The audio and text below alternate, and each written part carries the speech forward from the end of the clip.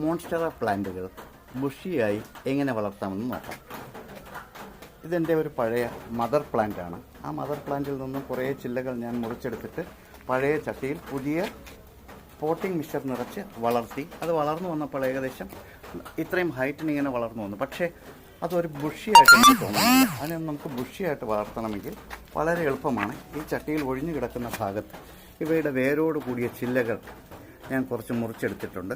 ആ ചില്ലകൾ ഒഴിഞ്ഞു കിടക്കുന്ന ഈ ഭാഗത്ത് നട്ടുകൊടുത്താൽ നല്ല ബുഷിയായി വളരുകയും വളർന്നു വരുമ്പോൾ എല്ലാ ഭാഗത്തും ചെടി ഒരുപോലെ നിൽക്കുകയും ചെയ്യും. അത് കാണാനും നമുക്ക് നല്ല അഴകുണ്ടാവും.